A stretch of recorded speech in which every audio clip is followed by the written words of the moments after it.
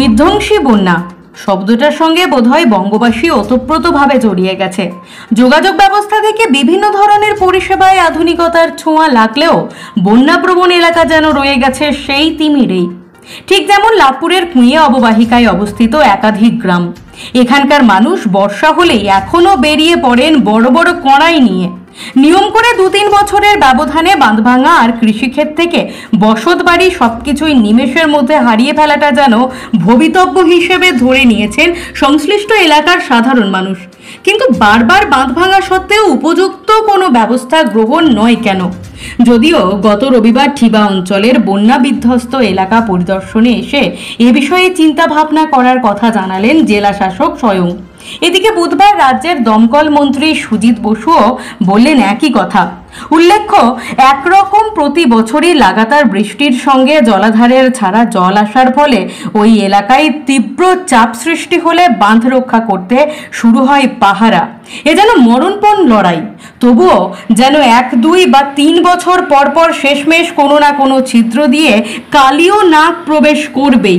এক্ষেত্রে কখনো ভাঙে ইন্দাস অঞ্চলের গোকুলবাটি শাহাপুর বাঁধ, কখনো ঠিবার বলরামপুর, কান্দরকুলা, খাঁপুর অথবা খোদ ঠিবা গ্রাম সংলগ্ন নদী বাঁধ।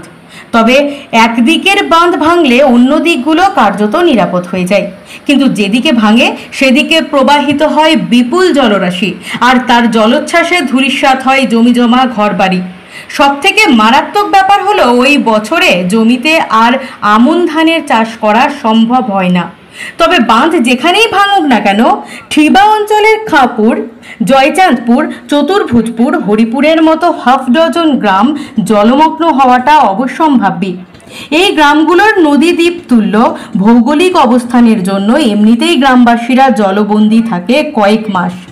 তার উপর বাঁধ ভাঙলে যেন দুর্দশার অন্ত থাকে না। এদিকে কুঁয়ে নদীর সারা বছর ক্ষীণকায় থাকলেও এই সময়টা যেন ফুলে ফেপে ওঠে। সংশ্লিষ্ট এলাকায় অত্যধিক বাঁক বরাবর বিপুল জলরাশি ধারণের জন্য বাঁধের ভূমিকা তাই অত্যন্ত গুরুত্বপূর্ণ। অথচ সেই বাঁধ রক্ষা করতেই হিমশিম খেতে হয় সাধারণ মানুষ থেকে সেচ দপ্তরকে। বছরের পর বছর ধরে কার্যত এই ভঙ্গুর বাঁধই নিরাপত্তার পাঁচিল হিসেবে খাড়া থেকে এলাকাবাসীর সঙ্গে বছরের পর বছর খেলে চলেছে সাপ লুডুর খেলা। আর এলাকাবাসীরা যেন প্যান্ডোরা বাক্সের শেষ পতঙ্গ আশার কামড় খেয়ে সেই আশাতেই বসে আছে একদিন রামঘাটি বা সংলগ্ন স্থানে 2-3 সংযোগকারী উপযুক্ত সেতু ও সঠিক পরিকল্পনা মাফিক আধুনিক শক্তপোক্ত বাঁধ নির্মাণ হবে, আর সেই সঙ্গে অবসান ঘটবে তাদের দুঃখের। দেবাশিস পালের রিপোর্ট, মাটির খবর।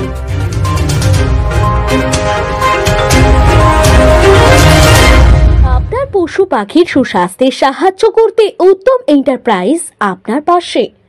আমাদের এখানে গরু, ছাগল, কুকুর, বিড়াল, মাছ, পাখির ওষুধ, ভ্যাকসিন ও খাবার পাওয়া যায়। 24 ঘন্টা পশু পাখিদের পরিষেবা দেওয়া হয়। এছাড়া রবিবার ডগ স্পেশালিস্ট আসছেন। এছাড়া প্রত্যেক প্রোডাক্টের উপর রয়েছে বিশেষ ছাড়।